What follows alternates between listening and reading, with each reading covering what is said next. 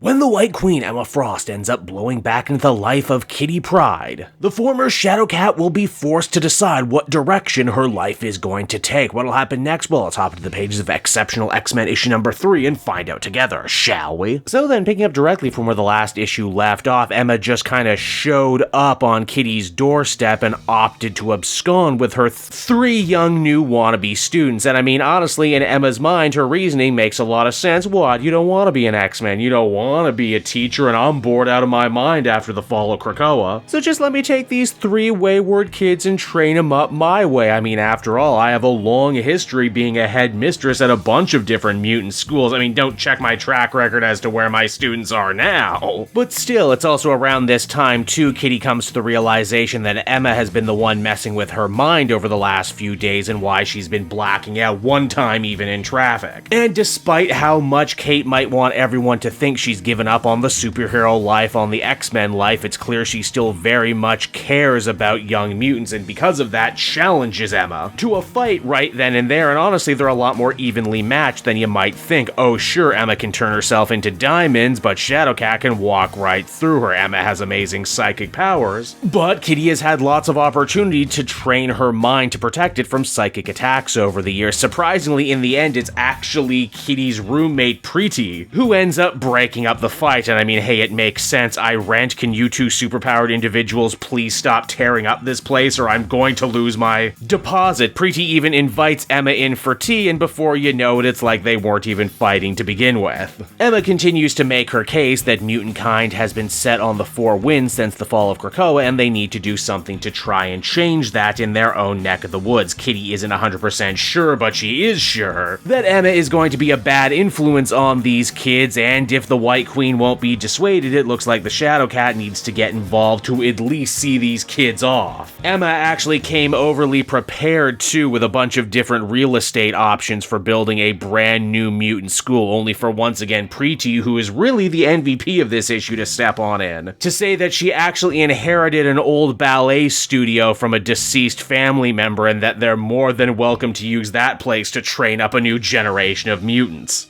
And after that, before you know it, it's the first day of school for Axio, Bronze, and Melee. Which also means Kitty has to force herself to learn how to be a professor all over again. They do that classic first day of school stuff where it's like, okay, let's go around the room, tell everyone your name and an interesting fact. No, Alex, an interesting fact about yourself, not just an interesting fact in general. The question then ultimately gets breached: what the hell do these 3 young mutants actually want from training and becoming X-Men? And the answer, well, it varies a lot. Trista wants control of her abilities, Thao talks about trying to fight back against mutant prejudice, and Alex, well, he just wants to shut off his powers because they're so incredibly annoying. Trista is also a lot more eager than the rest of them. In fact, she actually came up with brand new mutant code names for everyone, and they actually end up going over very well, as everyone loves their names the first time they hear them. She becomes Bronze because, well, that's the color of metal her skin turns. Axio is because of the axolotl,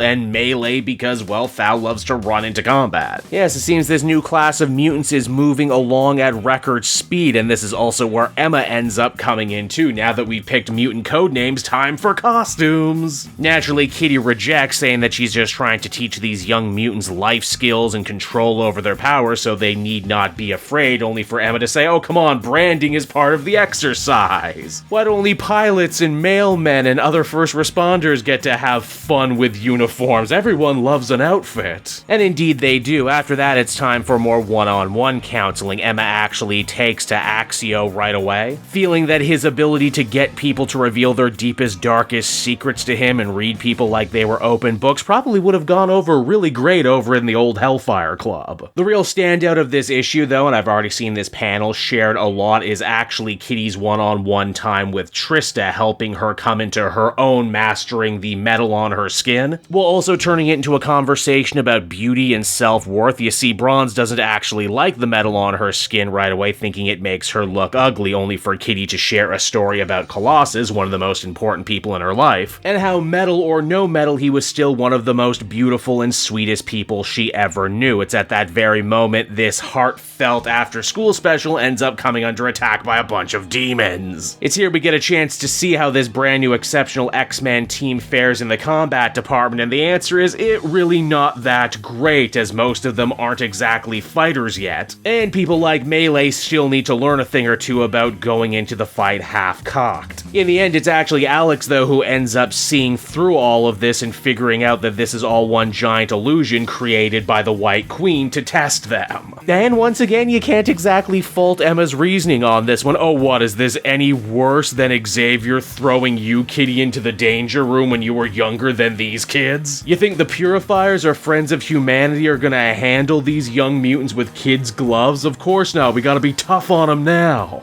And again, it's here too that Kitty actually ends up coming up with a very profound comeback, saying that no, this isn't fair to the kids, and what Xavier did to me when I was a kid probably wasn't fair either, but we're the teachers now and we can choose to be better. Before this argument can end up going any further, though, it's at that very moment that Iceman Bobby Drake ends up showing up looking for assistance. And wouldn't you just know it, the book decides to go out on a joke too, with the 3 new young X-Men students going, wow, an Iceman, what do you think his codename is? And so that was Exceptional X-Men issue number 3, everybody, and once again, Eval Ewing has managed to craft a really unique feeling series from top to bottom. I'm reminded very much of a line from a G. Willow Wilson Miss Marvel story wherein the character said, I don't need supervillains because I have real-world problems, and that's very much where it feels like this series is living at the moment. It's a really damn cool concept to see Kitty and Emma set up as these angels and devils on these young children's shoulders, as they both attempt to try and shape the future of mutant kind with these new young characters, and honestly, they both kind of make a lot of sense with their arguments.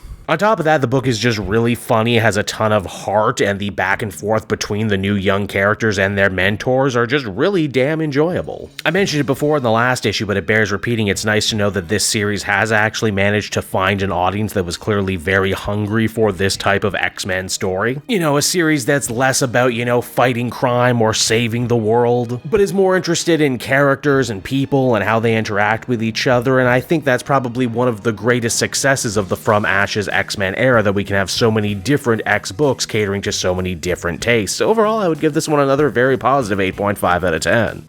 Hey there everyone, it's your pal Cape Joel again, and if you're seeing my face right now, that means you watched to the end of the video, and I'll always be grateful for that. Retention helps in this crazy YouTube game, and so does becoming a patron. If you head on down to the description, you can find a link to my Patreon page. Recently just redid all the tiers, a lot of cool stuff offering up there, exclusive commentaries, exclusive polls, behind the scenes concept art for Capes and Quest. That's the brand new D&D show I've started soon. Never been a better time to become a patron. You can become a patron for as little as $1 a month and help the channel grow and, help me continue to deliver content like what you just saw. So I want to thank you all, and I will see you again next time. Bye-bye.